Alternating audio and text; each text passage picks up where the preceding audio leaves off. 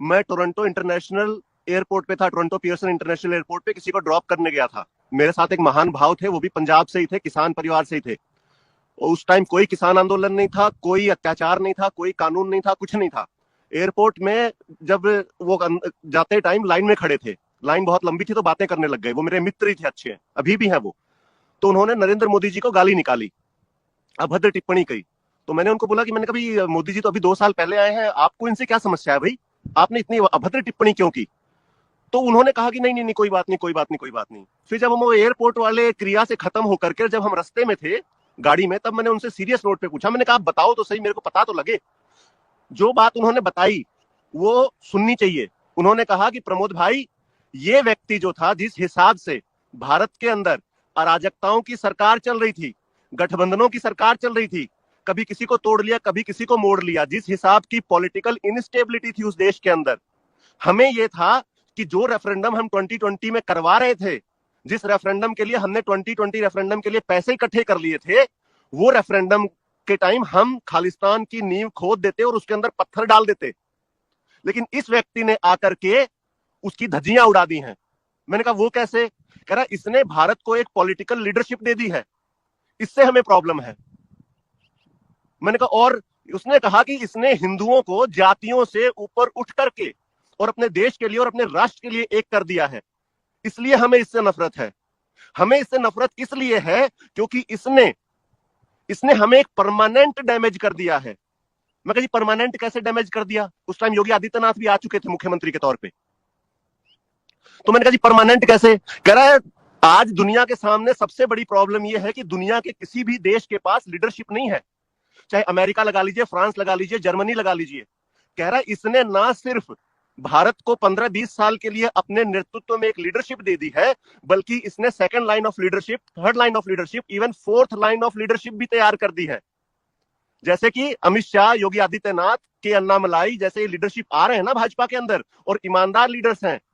समस्या इस चीज से है, और समस्या सिर्फ इन भाई साहब लोगों को नहीं है जो ये बॉर्डर पे बैठे हुए हैं, शंभू बॉर्डर पे। इन पूरी दुनिया को यही समस्या है कि जहां की पूरी दुनिया लीडरशिप के लिए जूझ रही है, तरस रही है, कोई उनकी समस्याओं को एड्रेस करने वाला लीडर नहीं है। और भारत को इतना स्ट्रांग लीडर कैसे मिल गया? समस्या इस चीज से है। तो पर्सनली जो आम ये लोग नफरत कर रहे हैं, वो तो इस वजह से नफरत कर रहे हैं कि हमारे मंसूबों पे पानी फिर गया। उसने एक बात और मेरे को बड़ी महत्वपूर्ण कही उस वक्त, कह रहा है कि हम तो ये सोच के बैठे थे कि इन अराजकता सरकार और ये गठबंधन की सरकारों की वजह से 2020 ज्यादा से ज्यादा 2025 में हम भारत को सिविल वॉर में धकेल देते। मैंने कहा सिविल वॉर में? मैं कहा तुमको क्या फायदा था सिविल वॉर से? उन्होंने कहा कि सिविल वॉर में अगर भारत चला जाता तो हम अपना हिस्सा तोड़ के अलग कर लेते, हम अपना देश, अपना खालिस्तान अलग बना लेते। लेकिन इस नरेंद्र मोदी ने, उसने फिर गाली निकाली। इस नरेंद्र मोदी ने वो सिविल वॉर आगे धकेल करके और 50 साल आगे लेकर के चला गया है। मैं कहा होगी, मतलब करा होगी, लेकिन यह है कि हमारे जीवन काल में नहीं होगी। समस्या यहां है। स्वामीनाथन कमेटी की रिपोर्ट तो 2004 में आई थी, मनमोहन सिंह खुद सरदार था, क्यों नहीं लागू कर दी 10 साल के अंदर? कोई पूछने भी आया था कि साहब स्वामीनाथन रिपोर्ट आपके पास आई है और आप जरा लागू कर दीजिए इसको? कोई पूछने तक नहीं आया। जैसे ही एक राष्ट्रवादी और एक पॉलिटिकल स्टेबल लीडर आया जो कि भारत को एक विकसित देश की तरफ और भारत की संस्कृति को आगे बढ़ा रहा है, उनको समस्या होने लग गई और इसके ऊपर आ गया। एक और सबसे बड़ा कारण ये जो अभी लेटेस्ट 5-10 दिन पहले ही पता लगा है कि एकदम से उग्र क्यों हो गए हैं और एकदम मारने मराने पे आतुर क्यों हैं। ये जो मंदिर बन रहे हैं ना साहब, ये मंदिर धरती की जमीन पे नहीं बन रहे, धरती पे नहीं बन रहे, ये क्रिश्चियनिटी के, इस्लाम के और इनकी छाती पे बन रहे हैं। जिस हिसाब से भारत का युवा के अंदर चेतना आ रही है, जिस हिसाब से छोटे छोटे लड़के धर्म की बात करने लग गए हैं, सनातन की बात करने लग गए हैं, इन लोगों को समस्या ये है कि हम ये जो शंभू बॉर्डर पे बैठे हुए हैं, कि जिस हिसाब से सनातन बढ़ रहा है, ये हमें अपने आप के अंदर संभालेगा। क्यों संभालेगा? क्योंकि श्री गुरु ग्रंथ साहब के अंदर 9258 बार राम और कृष्ण का शब्द का यूज होता है। अब उस शब्द का यूज होता है तो उसके रेफरेंस में 2-2 4-4 लाइनें भी होंगी। कल्ला तो ये तो है नहीं कि एक शब्द लिख दिया यार बात खत्म। अब उस एक शब्द के ऊपर जब 2-2 4-4 लाइनों का रेफरेंस होगा तो 9000 को आप 4 लाइनों उससे गुणा करिए तो कितना मटेरियल उस पवित्र ग्रंथ में जो है वो सनातन को लेकर के दिया गया है। इनको ये है कि जिस हिसाब से सनातन का प्रमोशन हो रहा है, उस हिसाब से तो जो है हमारे लिए समस्या है। कारण ये है। एक और इनका मेन कारण ये है, हाँ जी बोलिए। नहीं, आप अपना कारण बताइए प्लीज, मैं अपनी बात बाद में पूछूंगा जी। तो पहला कारण नफरत का जो था वो सिविल वॉर को अवॉइड कर दिया।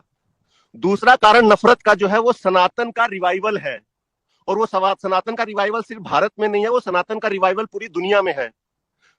और वो पूरी दुनिया में इस हद तक है कि आज रशियन गोरा भी हरे कृष्ण हरे राम कर रहा है। आज कनाडा के अंदर जो गोरा बैठा है, जो अमेरिका के अंदर गोरा बैठा है, जो इंग्लैंड के अंदर गोरा बैठा है, जो बीफ खा करके, जो गाय का मांस खा करके बीमार हुआ पड़ा था, उसको ये पता लग गया है कि योग करने से मेरी बहुत सारी समस्याओं का हल है। उसको ये पता लग गया है कि मेडिटेशन करने से जो हमारी एक बहुत बड़ी जनसंख्या डिप्रेशन के अंदर जा रही है, उसका हल है, उस डिप्रेशन से हम बाहर निकल सकते हैं। जब उनको इन दो समस्याओं का पता लग जाता है तो उस गोरे के अंदर जिज्ञासा होती है। वो गोरा दिहाड़ीदार नहीं है कि सुबह 8 बजे से लेकर रात को 10 बजे तक दिहाड़ी पे ही है। उसका खुद का घर है, वो फ्री रहता है। जैसे हिंदुस्तान में लोगों के पास बहुत फ्री टाइम है, फिर वो हिंदुज्म के बारे में रिसर्च करने लगता है। तब उसको समझ में आता है कि जो मैं अभी तक जीवन जी रहा था उसका तो कोई मूल्य ही नहीं था। जीवन जीने का द असली way of living life is Hinduism. और तभी आप देख सकते हैं कि ये ढोल और ये दूसरे भक्ति के उपकरण लेके जो सड़कों पे हरे राम हरे कृष्ण, ये बैप्स वाले, इस्कॉन वाले, रशिया, नॉर्वे, हर जगह जो घूम रहे हैं, ये उसी का एक कारण है। तो इन लोगों को ऐसा लगता है कि ये सारा कुछ जो रिवाइवल हो रहा है ये नरेंद्र मोदी की वजह से हो रहा है, न कि 80 करोड़ हिंदुओं की वजह से। क्योंकि 80 करोड़ 100 करोड़ हिंदू तो 2014 के पहले भी थे, लेकिन वो कहां पड़े हुए थे उनको कोई नहीं पूछ रहा था। और हम जो है, हमने पीछे इंग्लैंड में और पूरे वेस्ट के अंदर पिछले 40 साल से हम गुरुद्वारे बना रहे थे, हम लंगर लोगों को खिला रहे थे, हम लोगों को ये समझाने में लगे हुए थे कि जो सिक्खी है, जो यंगेस्ट रिलीजन है इस दुनिया का, वो ही बहुत अच्छा है। लेकिन उस 40 साल के ऊपर ये 10 साल के अंदर भारी पड़ गया। इन्होंने तो लाखों गोरे जो है हरे राम हरे कृष्ण कर रहे हैं, लेकिन हम तो 10 गोरे भी नहीं इकट्ठे कर पाते। समस्या यहां है।